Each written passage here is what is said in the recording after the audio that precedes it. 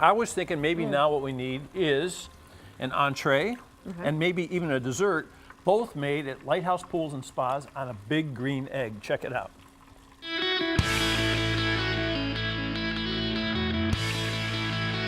Is that my pork butt or your pork butt? That's your pork butt. Some people call it a pork shoulder. I tell Yes. you what, I'm so excited to be out here at Litehouse Pools and Spas because we're going to talk about one of my favorite things, one of Mike's favorite things. Right here, read it. Big green egg. And if you can't read, just look at it. We've got a couple of them right here. These are spectacular items to cook with, aren't they? Absolutely. Very versatile grill. Basically everything from the hot dogs and hamburgers all the way down to the pork shoulders that we're doing today, and then pizzas, desserts, all kinds of fun stuff. Yeah, I mean, you could cook almost anything in there, and when you get one of these things, or if you know anybody who has one, you should already know, it's like a cult. People go crazy for these. It's like a club. It's like having a Eggheads. Eggheads, there you go. So how do you start a pork So what roast? I'm going to do is a little bit of vegetable oil, put it on my hands, and all I'm going to do is just rub a little bit of it on here. And really what it's used for more than anything is that it's going to make the rub stick. To make it stick a little bit. So That's a very good point. If you can grab that rub right there, You got all of it. twist Open it off. Yep. Here we go. And start pouring it all over. Now how much rub should people put on something? What I do is I coat it good, Yeah. and then I'll actually kind of press it into the spots that are kind of shy and stuff. Okay, how am I doing there? Even more. More? Okay. Yep. So keep this in mind, folks. When you buy this stuff, you're going to use it, and it makes, you're going to cook this thing for how many hours? This one, it's going to be about 10 to 12 hours, roughly. And what kind of temperature? Right around 250 degrees, 275 at the thermometer, but it's going to be a little bit lower at the grate because it's going up with an indirect cook. So how do you get the temperature to be the temperature you want it to be? Basically, you limit the air that's going in and limit the air that's going out. So you got this little flue door down here. Exactly. It goes like this back and Yep. forth.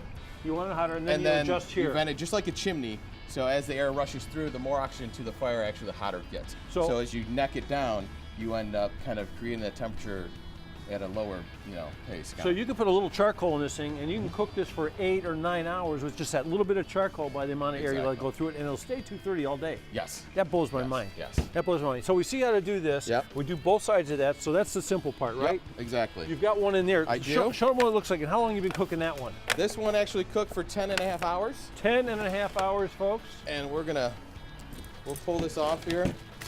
So 10 and a half hours, and you didn't touch it, look at it, or anything?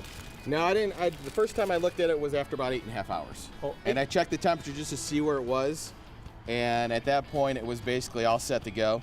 Now, do you start it with no foil, or you keep it in foil the whole time? What I did is, once it's done, I let it rest inside foil and just kind of let it sit there, kind of keep that juices and all that fun Take a look stuff. at this, guys. May I do this? There you go. What do you think about that? You think that's tender? You think that's delicious? Look at that. That is just unbelievable. Just falls apart. Yeah, this is the beauty of it. This is a great thing, and you put some different sauces with it. We do have a whole bunch of different sauces new to egg this year. There's a sriracha, there's a honey mustard, there's a Carolina, and a Kansas City barbecue Okay, sauce. so we're getting to a really good important point here, and Mike knows all about this. When you come to Litehouse Pools and Spas, there are all these things that go perfect with the Big Green Egg, because the Big Green Egg is a culture practically, Yes. and they've got all the stuff you need, from the tongs, the knives, the sauces, the rubs. We've got some cookbooks. We've even got a glove. We've got some thermometers. We've got some great stuff. We've got different sizes, so that's cool, and even the starters. Yes, exactly. Charcoal is good. And what about, we forgot something. What about a little dessert? bit of dessert. We made a little bit of Look s'mores at over this, here. my friends. So this is our jalapeno rack, and basically what you do is, we spin it around a little bit. You put a little bit of chocolate and marshmallow into a sugar cone, and it's a real simple, easy s'more. Let me get that a little closer. I'm bringing it in for you to take a look at that. So there, you get the chocolate right inside there. You got the beautiful sugar cone. You got the marshmallow. Exactly. Just don't burn yourself. It's pretty good. Yeah, not too bad. Come on here, Litehouse Pools and Spas. Check this out. They've got 4 different sizes, I think? No, Or we're is up it to 5? 7 now, because 7? we have the double XL, which is kind of the monster, and we do have a brand new kind of tailgating one that you kind of carry with you, the Mini Max. Oh, yeah. And it has a little rack on it, so you can actually put it in your trunk. And the double XL. And the double XL is the monster. That's crazy. So there you go. Is it pulled pork today, or is it, what do you call this, baby? S'more. You find it at Litehouse Pools and Spas. Thanks a lot, Mike. Thank you. Love the Big Green Egg. That s'more in a sugar cone was a great idea. I loved it. Okay, we'll be bringing you the latest in grills all summer long with Litehouse Pools and Spas and Grill Masters.